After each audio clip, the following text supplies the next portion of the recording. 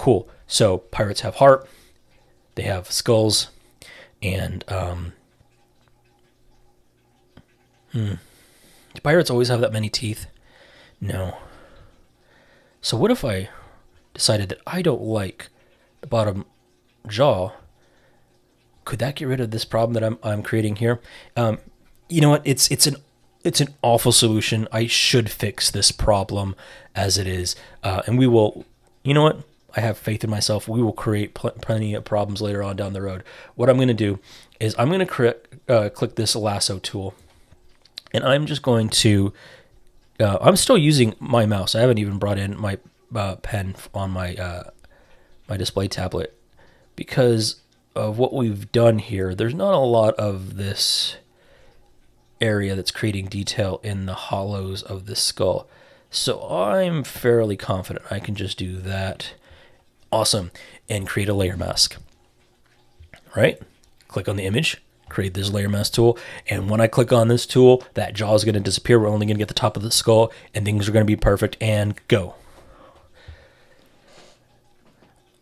So, here's an interesting thing. Remember when I selected the heart and I created the layer mask? Everything that's selected becomes part of the layer mask, and everything that's not is not. So how do I go and change it? Well, I could go and I can like paint it out different, or I can hit Command I, which just selects the inverse. And now I've fixed that issue, and it's not quite as clean as I would like. It's got these little things here. Awesome. I can work on that a little bit later. But now, and as I'm moving, I'm seeing I'm having a couple more issues, right? Now, if I were smart, and I don't know that I am, I could probably take a brush, but again, the brush tool is way down here on our tools palette. We can't use that just yet. I'm going to have to commit to using this lasso tool. Lasso tool, there we go. And select out that area right there, and select that area right there. And dang, how do I remove that? We have this little icon down here that is our background and our foreground layer. I can change it all I like. Look, there's my I'm selecting this red and it's not changing it. Why is that happening? Because you don't really use color in your layer mask. You use black and white. Now, if I were to add gray right there, it's actually going to give me less of a complete mask. It's going to mask out less of it. Should it it have been black? Let's say I want to change my. There we go. That's my foreground color. How do I select that background color? Be useful if I have a shortcut. Oh, X. X is like crisscross. It swaps between those, and I can have like this awesome little. There we go.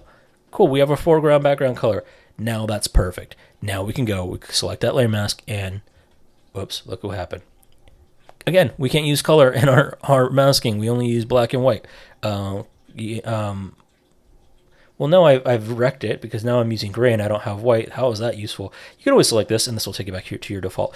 Cool. So what I'm going to do is I have this area selected. I'm going to hit Command and backspace right there, and I have added the background color to that layer mask. And if I were to hit Command D, again, I'm on a Mac. I don't know if I said that.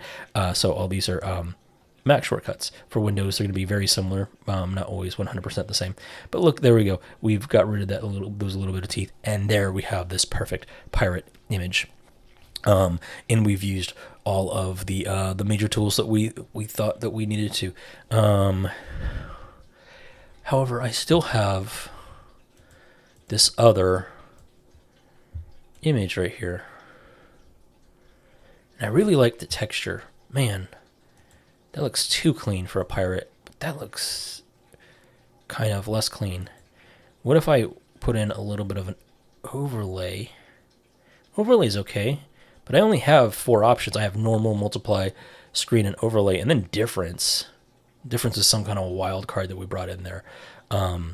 Well, maybe if I start to explore these other options, I mean, look, if I was creating trading cards and this was like like the back of the not trading cards, playing cards, and this is like the back. You know, like what would be a really great idea is their pirate themed playing cards. They all have a skull, and then we can have the heart. But like since there's different suits, like all the hearts have a heart on the back, and all the diamonds, so that you know when you're playing which ones are the hearts and which ones are the diamonds. No, that's not useful at all. Overlay is fine. Soft light looks kind of really cool. I'm really, really digging this texture that we're getting from hard light. It's a bit much, so let's bring this opacity down a little bit. But look at what that is. Look, you may think that I've ruined this like amazingly crisp looking heart and inverse skull thing, but to be completely honest, most of you would probably watch me along the way. I'm like, this is not good marketing material. However, we throw on this layer on the top and we kind of create this really kind of stylized look. Maybe now we're cooking a little bit more. And we still haven't even touched the brush or the healing brush or any of that. We're just working with these layers and blend modes. We did a little bit of masking, but I think we're ready to throw some text on this and put this in the halls of our high school, and hopefully not scare the crap out of people. We are going to get to text in the next lesson. However, if you're practicing, you could do so much with just selection. Look, I didn't even use the elliptical tool. I used my lasso tool. I used a little bit of the magic wand tool. We'll get into, the move tool. I'm going to be honest. Like, it's useful, like, for selecting things. But, like, I don't even ever go there. See this? When you hover over it, it tells you what your shortcut is.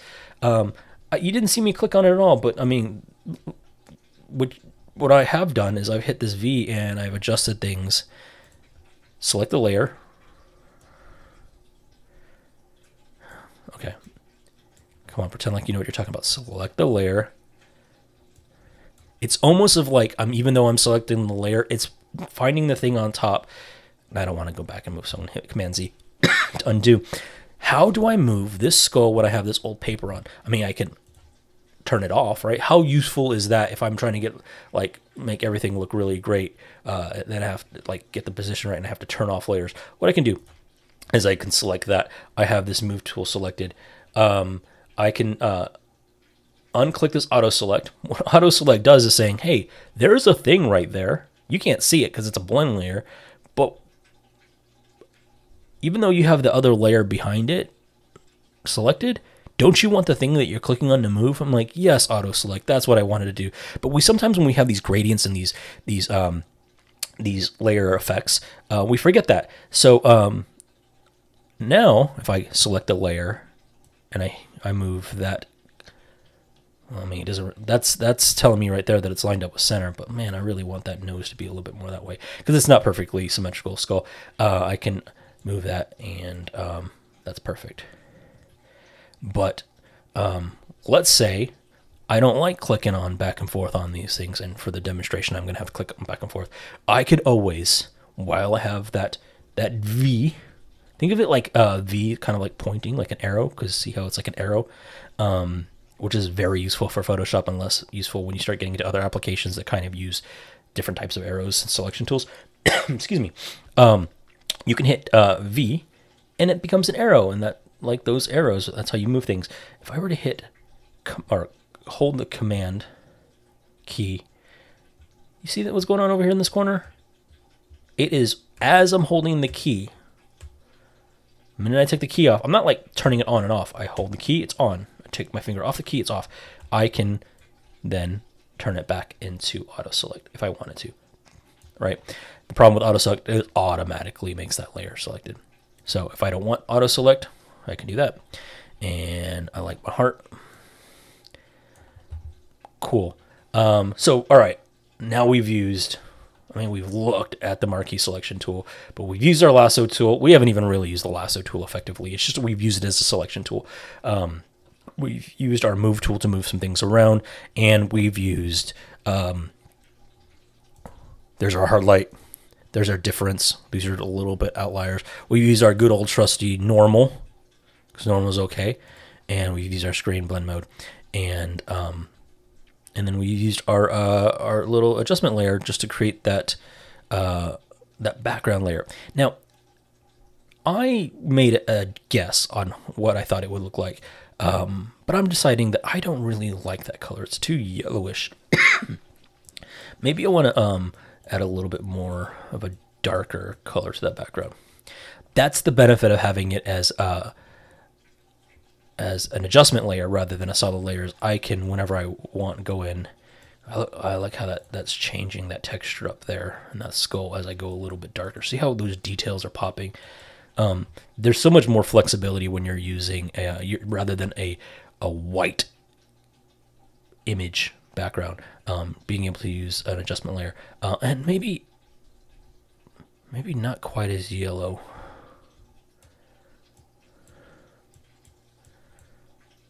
A bit more reddish. Oops. That was not what I meant to do. There.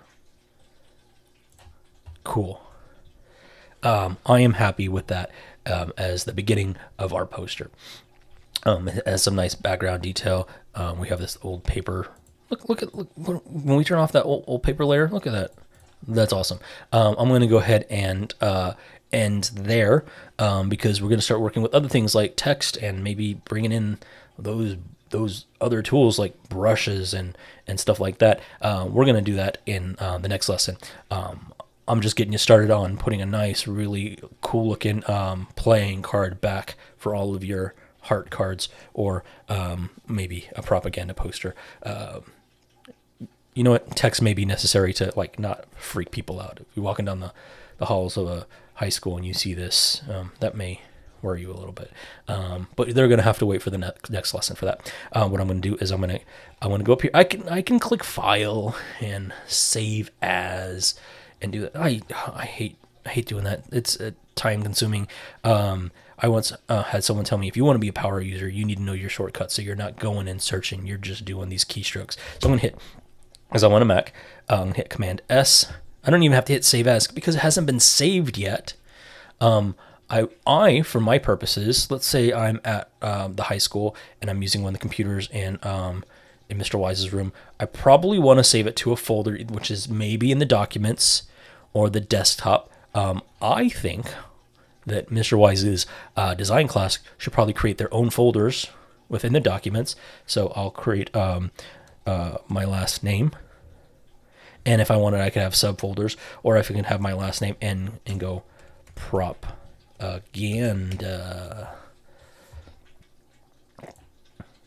Cool. And I can drop other things that I want in there for class. Because there are probably going to be other things that are necessary for this marketing campaign, not just the poster. We're going to have to create flyers and calendars and programs and all that. So I can drop all of that into that Pirate Propaganda folder. And so I can click it, save, and save it as untitled, or I can call it Pirate Poster. If I wanted to, often, because I'm using things at different dimensions, I can create 11 by 17. So I know the size of that document. More often than not, what you're going to do is you're going to keep using these same images, these same assets that you're putting into this for your other marketing material, because if it has a consistent